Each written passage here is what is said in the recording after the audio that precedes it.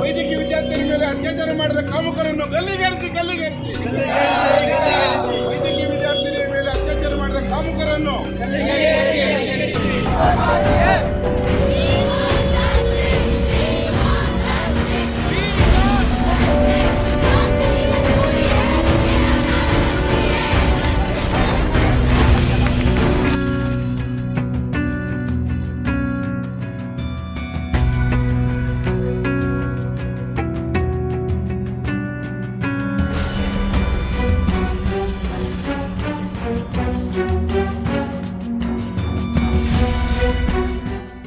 ಕಲ್ಕತ್ತಾ ವೈದ್ಯ ಮೇಲಿನ ಅತ್ಯಾಚಾರ ಪ್ರಕರಣ ಇಡೀ ದೇಶಾದ್ಯಂತ ದೊಡ್ಡ ಸಂಚಲನಕ್ಕೆ ಕಾರಣವಾಗಿದೆ.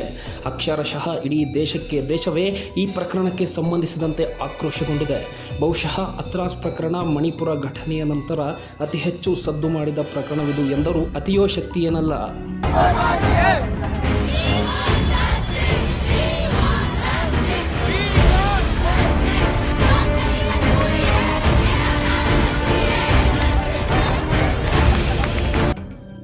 ಇನ್ನು ದೀದಿಯನ್ನಾಡಾದ ಪಶ್ಚಿಮ ಬಂಗಾಳದಲ್ಲಿಯೇ ಈ ಘಟನೆ ನಡೆದಿರೋದು ನಿಜಕ್ಕೂ ಆಘಾತಕಾರಿಯೇ ಹೌದು.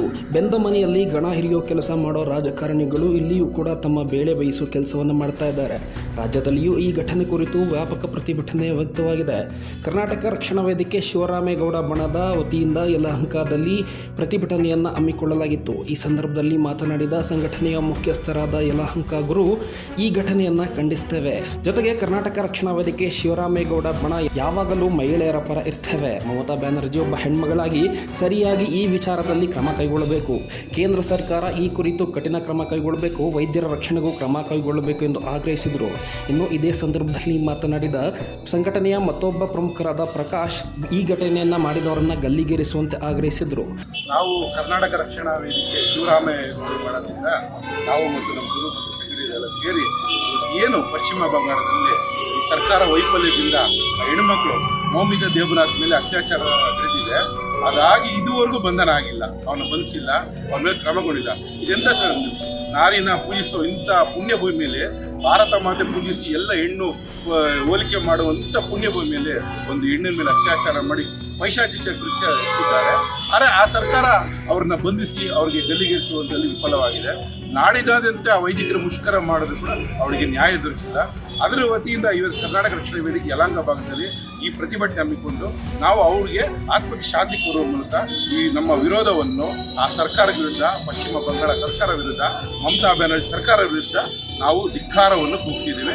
ಈ ದಿನ ನಮ್ಮ ಪ್ರತಿಭಟನೆ ಆ ಹೆಣ್ಣುಮಗಳ ಪರವಾಗಿ ನಿಂತು ನಾವು ಆಕ್ರೋಶವನ್ನು ವ್ಯಕ್ತಪಡಿಸಿದ್ವಿ. ನಾವು ಇವತ್ತು ಕರ್ನಾಟಕ ರಕ್ಷಣಾ ವೇದಿಕೆ ಶಿವರಾಮೇಗೌಡರ ಬಣದಿಂದ ಸೇರಿರೋದು ಇಂಡಿಯಾದಲ್ಲಾಗಿರ್ಬೋದು, ಕರ್ನಾಟಕದಲ್ಲಿ ಪ್ರತಿಯೊಂದು ಹೆಣ್ಣುಮಗಳ ಪರವಾಗೂ ನಿರಂತರ ನಾವು ಅವ್ರ ಪರವಾಗಿ ನಾವು ಇದ್ದೀವಿ. ಮಮತಾ ಬ್ಯಾನರ್ಜಿ ಅವರು ಒಬ್ಬ ಮುಖ್ಯಮಂತ್ರಿಯಾಗಿ ಹೆಣ್ಮಗಳಾಗಿ ಈ ಥರ ಬೇಜವಾಬ್ದಾರಿ ನಡ್ಕೊಳ್ಳೋದು ಸರಿಯಲ್ಲ ಮತ್ತು ಕೇಂದ್ರ ಸರ್ಕಾರ ಇದನ್ನ ಕಠಿಣವಾಗಿ ಕ್ರಮ ಜರುಗಿಸಬೇಕು. ಈ ರೀತಿ ನಮ್ಮ ಭಾರತದಲ್ಲಿ ನಾವು ಕರ್ನಾಟಕದಕ್ಕಾಗಿರೋ ಭುವನೇಶ್ವರಿ ಅಂತ ಹೆಸರು ಕೊಟ್ಟಿದ್ದೀವಿ, ಇಂಡಿಯಾಗೆ ಭಾರತ ಅನ್ನೋದು ಕೊಟ್ಟಿದ್ದೀವಿ, ಈ ಎಲ್ಲ ಒಂದು ತಾಯಿ ಸ್ಥಾನ ಕೊಟ್ಟು ಪೂಜಿಸ್ತೀವಿ.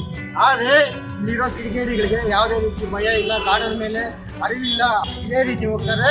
ಪ್ರತಿಯೊಂದು ಮನೆಯಲ್ಲೇ ಪ್ರತಿಯೊಂದು ಇದೇ ರೀತಿ ಕಿರುಕುಳ ನಡ್ಕೊಂಬರ್ತಾರೆ. ಯಾರು ಕೇಳ್ತಾರೆ? ಪೊಲೀಸ್ ಆಗಿರ್ಬೋದು, ಮಿಲಿಟರಿ ಆಗಿರ್ಬೋದು, ಪ್ರತಿಯೊಂದಕ್ಕೂ ಅವ್ರಿಗೆ ಫ್ರೀ ಹ್ಯಾಂಡ್ ಕೊಟ್ಟರೆ ಎಲ್ಲರಿಗೂ ಸದೆ ಬಡಿತಾರೆ. ಯಾರೇ ಆಗಿರಲಿ, ಈ ರೀತಿ ಯಾರೇ ನಡ್ಕೊಂಡ್ರು ಅವ್ರಿಗೆ ಗುಂಡೇಟ್ ಹೊಡಿಬೇಕು, ಇಲ್ಲ ಸಾರ್ವಜನಿಕ ಸ್ಥಳದಲ್ಲಿ ಅವ್ರಿಗೆ ಗುಂಡೆ ಹೊಡಿಬೇಕು, ಗಲ್ಲಿಗೆ ಇಡ್ಸ್ಬೇಕು, ಇಲ್ಲ ಸಾರ್ವಜನಿಕರು ಬಿಟ್ಕೊಡಿ ಆ ಸ್ವಪ್ನ ನಾವು ನೋಡ್ಕೊತೀವಿ. ಅವ್ರಿಗೆ ತಕ್ಕಪಾಠ ಯಾವಾಗ ಈ ಥರ ನಡೆಯುತ್ತೋ ಆವಾಗ ಈ ಅತ್ಯಾಚಾರಗಳು ಇದು ನಡೆಯಲ್ಲ. ಇಲ್ಲ ಆದರೆ ನಿತ್ಯ ನಾವು ಅವ್ರು ಈ ಥರ ಆಗಿದೆ, ಸಾವಾಗಿದೆ, ಅತ್ಯಾಚಾರ ಆಗಿದೆ, ಕೊಲೆ ಆಗಿದೆ ಅಂದ್ಬಿಟ್ಟು ಅವ್ರು ಮೇಣಿನ ಬತ್ತಿಕೊಂಡು ಅವ್ರಿಗೆ ಶಾಂತಿ ಕೊಡೋದ್ರಿಂದ ಸಮಸ್ಯೆಗೆ ಪರಿಹಾರ ಆಗಲ್ಲ. ಪರಿಹಾರ ಆಗಬೇಕಂದ್ರೆ ಖಚಿತ ಕಾನೂನು ಆಗಬೇಕು. ಕೇಂದ್ರ ಸರ್ಕಾರ ಮತ್ತು ರಾಜ್ಯ ಸರ್ಕಾರಗಳು ಎಲ್ಲ ಕೈ ಜೋಡಿಸಿ ಕುಂತೆ ಈಗ ಯಾರು ಏನು ಅತ್ಯಾಚಾರಗಳು ಮಾಡ್ತಾರೋ ಅವ್ರಿಗೆ ಕಠಿಣವಾದ ಕ್ರಮ ತೆಗೆದ್ರೆ ಇದು ಅಂತ್ಯ ಆಗುತ್ತೆ. ಒಟ್ಟಾರೆ ವೈದ್ಯ ಅತ್ಯಾಚಾರ ಪ್ರಕರಣದ ವಿರುದ್ಧ ಪ್ರತಿಭಟಿಸಿದ ಯಲಹಂಕ ಗುರು ಮತ್ತು ತಂಡದವರ ಪ್ರತಿಭಟನೆ ಗಮನ ಸೆಳೆದಿರುವುದಂತೂ ಕರೆ. ಕ್ಯಾಮರಾಮನ್ ಸುಹಾಸ್ ಜೊತೆ ಚಂದ್ರಬಾನು ಅಲ್ಲಾಳ್ ಚಂದ್ರ, ನ್ಯೂಸ್ ಬ್ಯೂರೋ.